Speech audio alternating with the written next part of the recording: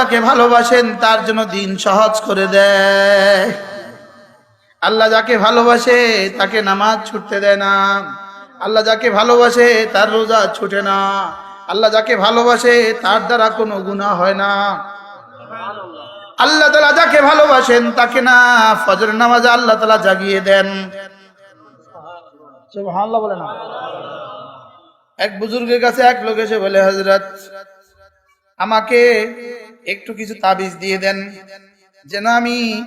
যেন আমি আল্লাহকে দেখি। বলেন যেন আমি কি?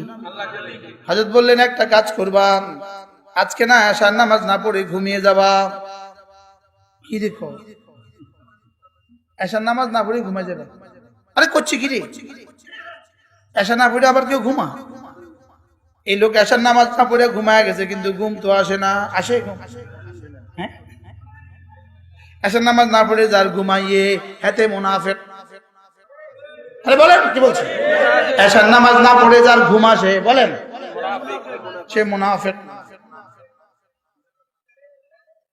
এই লোক তো ঘুম তো আসে না, কি করব।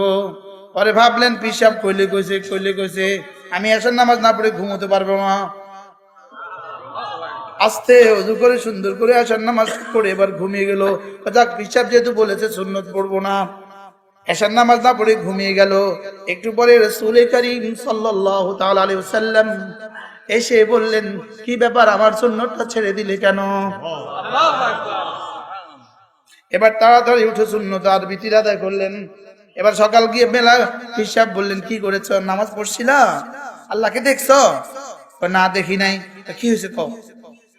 কথা ছিল তো দেখার, কি হয়েছে বলো? এসা পড়ছিলা? হুজুর পারি রে, শেষে উঠে আবার পড়ে ফেলছি। এরপরে কি করছো? সুন্নত ছেড়ে দিয়ে ঘুমিয়েছিলাম। তারপরে কি হয়েছে? রাসূল এসে বললেন, আমার সুন্নত কেন ছেড়ে দিয়েছ? এবার আল্লাহওয়ালা বললেন, তুমি যদি ফরজটা না পড়ে ঘুমাতে, রব এসে বলতেন আমার ফরজ রেখে কেন ঘুমিয়েছ? এই জন্য তোমাকে তাবিজটা দিলাম। সুবহানাল্লাহ। এই তাবিজ আবার আমনে প্রয়োগ করিয়েন না, চাইয়েন না। এলে আমও যাব, খোলাও যাব, ডেকির খোলাও যাব। এটা আমগুলো আসে নাই। এই তাবিজগুলো আমাদের জন্য কি বলেন? আমাদের জন্য এই তাবিজ নাম না, আবার এই তাবিজ ধরবেন। হুজুরে কইছে ফরজ নামাজ না পড়ে ঘুমালে আল্লাহর স্বপ্ন দেখবো। শয়তানে এমন ঘুম বাড়াবে শয়তানে, এশার পরিবর্তে ফজর সহ ছুটে দিবে। সে বলবে একটা সুযোগ পেয়ে গেছে। আল্লাহ তাআলা বান্দাকে পরীক্ষা করেন কি করেন বলেন? ফজরের নামাজের সময়টা একটা পরীক্ষা। বলেন ফজর নামাজের সময়টা কি? ব্যস্ততার কারণে রাত 3টায় ঘুমাইলে, ব্যস্ততার কারণে রাত 2টায় ঘুমাইলে, এখন কি পরিমাণ পরীক্ষা চলতেছে। শরীরের টাকা যাক ঘুম, দিমাগের টাকা যাক ঘুম, আর রব্বে কারীমের হুকুম নামাজ। এই সময় যদি কেউ নিজের টাকা যাকে জলাঞ্জলি দিয়ে রব্বে কারীমের টাকা যাকে পুরা করে, রব বলেন কথা দিলাম তুমি মুমিন, ঘোষণা দিয়ে দিলাম। এই জন্য রাসূল বলেন রাকাতা সালাতিল ফজরে খায়রুম মিনাদ দুনিয়া ওয়া মা ফিহা। রাসূল বলেন ফজরের 2 রাকাত সুন্নাত, ফজরের 2 রাকাত সুন্নাত দুনিয়ার মধ্যে যা আছে তার চেয়েও দামি।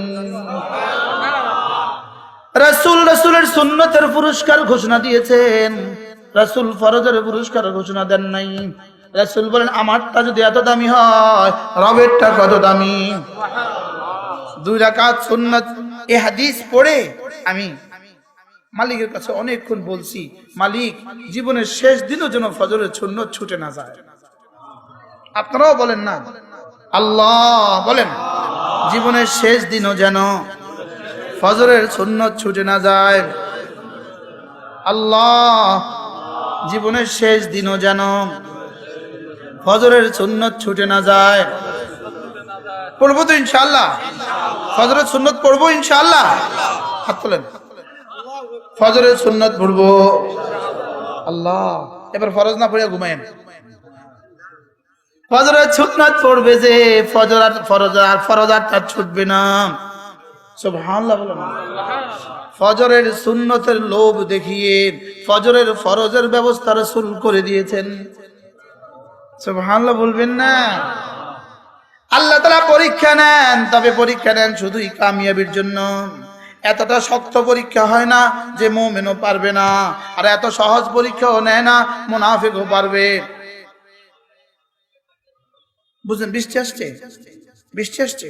আল্লাহ হেফাজত করুন। কয়টা বাজে দেখেন।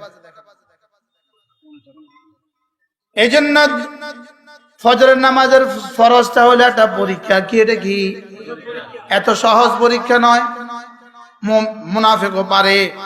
আর এত কঠিন পরীক্ষা নয়, মুমিনও ফেল করে। বুঝেন নাই কথা? এত কঠিন পরীক্ষা নয়, মুমিন ফেল করে। আর এত সহজ না, ফারুক সাহেব দোনোজন আসে।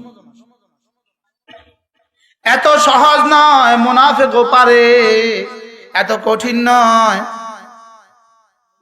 মুমিনও ফেল করে। বলেন না কেন? এত কঠিন নয়, মুমিনও ফেল করে। এত সহজ নয়, মুনাফিক পারে।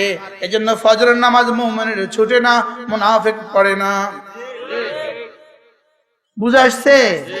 যে ফজরের নামাজ ছুটে গেল, আপনি নিজেকে নিজে বলতে পারেন, আহা আহা, না জানি মুনাফিকের দফতরে আমার নাম উঠে গেল। আমার কেন ফজর ছুটে? বলেন বলেন বলেন, আমার কেন ফজর ছুটে? মুনাফিকের দফতরে আমার নাম উঠে গেল কিনা?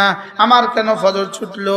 বিখ্যাত বুজুর্গ সুফিয়ান সিররি সাক্তি রহমতুল্লাহ আলাইহি, তিনি একবার মসজিদে গেলেন। মসজিদে গিয়ে দেখলেন ইমাম দ্বিতীয় সেজদায় পড়ে আছে। ইমাম কোন সেজদায়? দ্বিতীয় সেজদায় পড়ে আছে।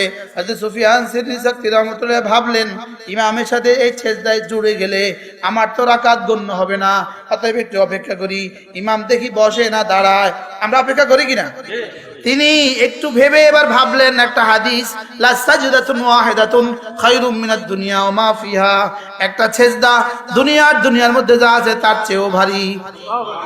এই কথা ভেবে তিনি সেজদায় পড়ে গেলেন। সেজদায় পড়তে পড়তে ইমাম উঠে গেল। এবার তার ইন্তেকালের পরে কোন এক বুজুর্গ তাকে স্বপ্নে দেখে জিজ্ঞেস করলেন, আল্লাহ আপনার সাথে কি ব্যবহার করেছে? আপনার তো অনেক অনেক আমল ছিল। তিনি বললেন, আল্লাহ আমার কোনো আমলের দিকে তাকান নাই, শুধু বললেন, সুফিয়ান সেদিনের তোমার ওই সেজদাটা, যেই সেজদা তুমি মনে করেছো গ্রহণযোগ্য হবে না, তুমি মনে করেছো এটা তো গণনা আসবে না, কাউন্ট হবে না, এজন্য তুমি সেজদায় গিয়েছো শুধু এই কথা ভেবে।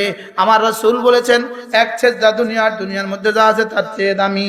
তুমি এই জন্য সেজদায় গিয়েছো, এই সেজদাটা কবুল করে আমি তোমার জীবনের সমস্ত আমল কবুল করে নিলাম। যাবো মসজিদে? জোরে বলেন, যাবেন মসজিদে?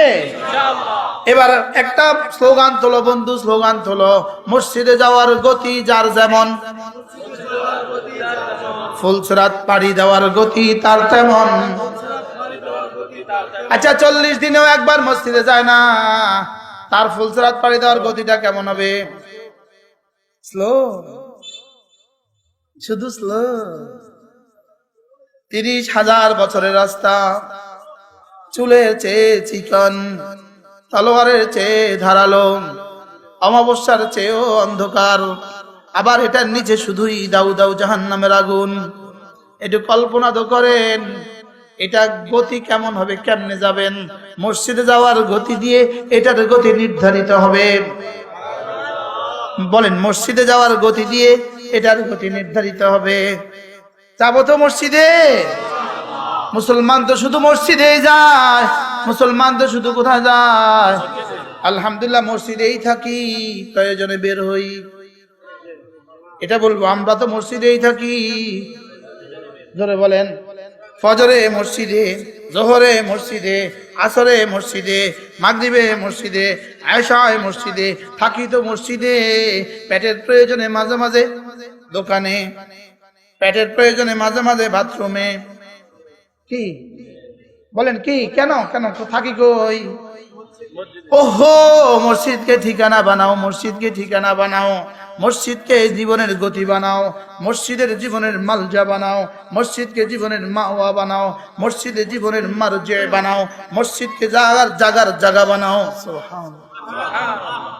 এই যে মাগরিবের পরে দ্বিতীয় ছেলেটা যে তেলাওয়াত করছে, কোন আল্লাহর বান্দা জানি তেলাওয়াত করলো এই মাঠে আজকে ওয়াজআলনা আল বাইতা মাসাবাতান লিন-নাসি ওয়া আমনা রব্বুল আলামিন বলেন আমি ঘরকে বানিয়েছি মাসাবাতান বারবার যাওয়ার জায়গা সুবহানাল্লাহ বলেন বারবার কি যাওয়ার জায়গা বানিয়েছি আল্লাহ আর 10 মিনিট দিয়ে দাও আল্লাহ আল্লাহ 10 মিনিট দিয়ে দাও আল্লাহ 10টা মিনিট দিয়ে দাও লা ইলাহা ইল্লাল্লাহ লা ইলাহা ইল্লাল্লাহ লা